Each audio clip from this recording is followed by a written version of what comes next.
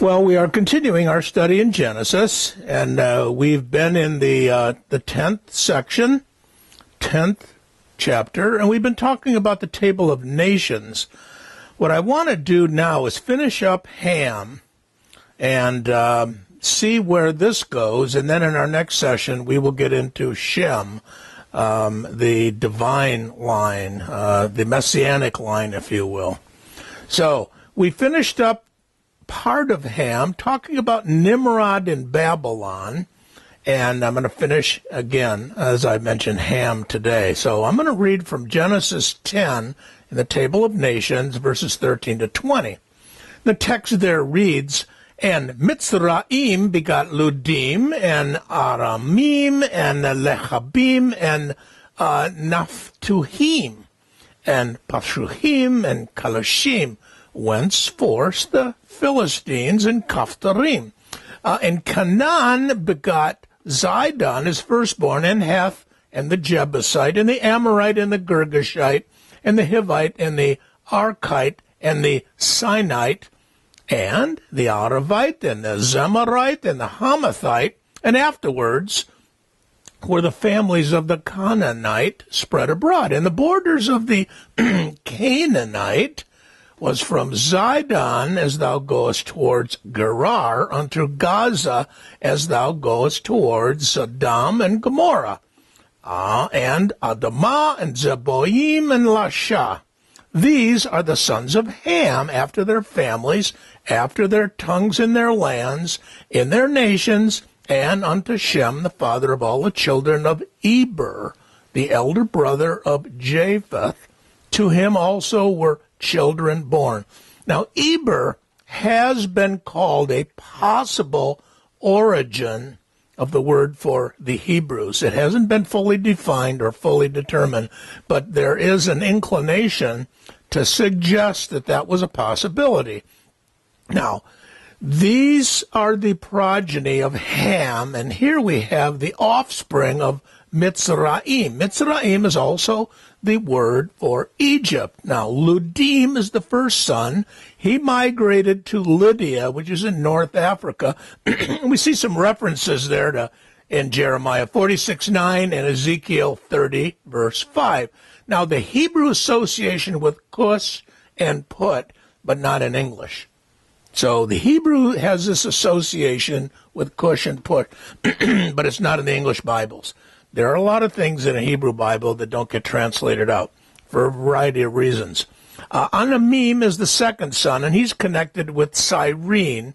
He's referred to as Anamini of the inscriptions of the Assyrian emperor Sargon II.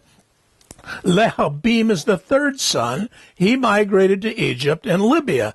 Naphtuhim is the fourth son, and he settled in the lower Egypt area, the Delta region. His people populated Memphis in Egypt. Pathrushim is the fifth son. He went to Upper Egypt in the land of Pathros, and Kashluhim, was the sixth son. He also went to Egypt, the area between Egypt and Canaan. Caphtorim was the seventh son, and he's connected with Crete, and he's mentioned in Amos 9:7 as of the Philistines from Caphtor. Now, next is listed the offspring of Canaan, or Canaan, who had 11 sons. Sidon, the first son, went to Phoenicia and became the Sidonians. Heth is the second son.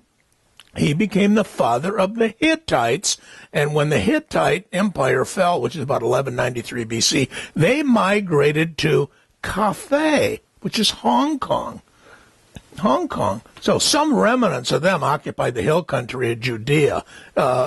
We see that in Numbers 13:29. Now, Jebusite is the third son. He inhabited Jerusalem, and there's biblical reference to him in Numbers 13, Joshua 11, and 15 and 18 and Judges 1 and 19 and 2 Samuel 5, and there's all kinds of them.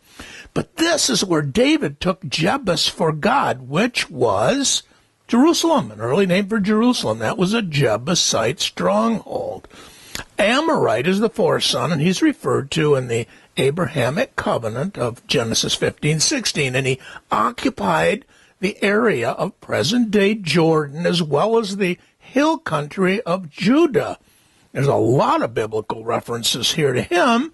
Genesis 14 and 48 and Numbers 13 and 21, Deuteronomy 1, Deuteronomy 44, Judges 10 and 11, and Joshua 2. Girgashite is the fifth son, and he appears to have gone to Egypt because his name is mentioned by Ramses II.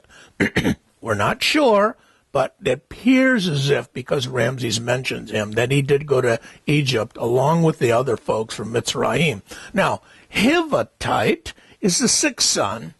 Hivite is the sixth son, and they occupied the region just north of Jerusalem. And there's biblical references there about him in Genesis 34:2, Joshua 9, and Archite is the seventh son. He occupied Lebanon, and that's Phoenicia. So you got Sinite, it's the eighth son. He settled between Ugarit and Arvad, and that's modern-day Syria. Arvadite is the ninth son, and the Assyrians and the Egyptians wrote of the Arvadites. Now, they inhabited northern Phoenicia, and it was an island associated with Tyre in Ezekiel 27, verses 8 and 11. Zemarite is the 10th son, and he was mentioned in the Phoenician records. They were in the northernmost Egyptian stronghold in Canaan. And finally, Hamathite was the 11th son, and he was associated with the Orontes River in Syria. The biblical text from Genesis 10, verses 18b, tells us that after some time, in the initial settlements, they spread abroad. Some think that due to Heth's migration, that this family or tribe, if you will, that began the Mongols in China and the Japanese and the American Indians. Genesis 10:19 describes the border of Canaan's initial dispersion, and it was Phoenicia, which is up in Lebanon today, and in the northwest, Philistia in the southwest, Gaza Strip, and the Arabah in the southeast, and then Lasha in the northeast. So this territory, if you will, is almost the same as what God promised to Abraham. I'll put a chart up here in your notes.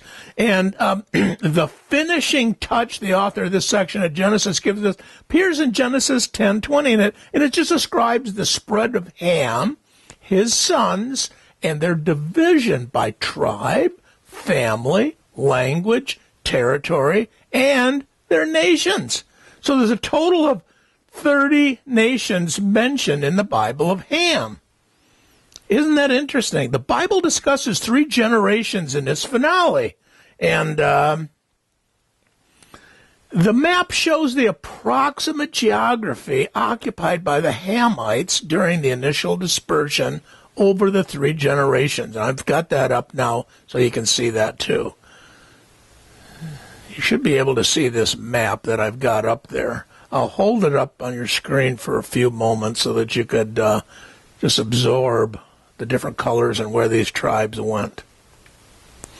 And finally, I'm going to put up the title, Deeds of Israel, which have all of these tribes and Bible verses available for us to see what these different verses say about the different areas. And the general tenor of this last map here is describing the property that God gave Abraham, which the Jews will have in the millennial kingdom. Someday they'll have all this. Well, that's where we'll leave off today. And in our next session, we're going to pick up with Shem. We'll do a little review, as typical, but we will pick up in our next session with Shem, the most important, if you will, of the 3 sons of Noah, because of the fact that this is the royal line. He was the most blessed, and the Lord Jesus came through him. God bless you.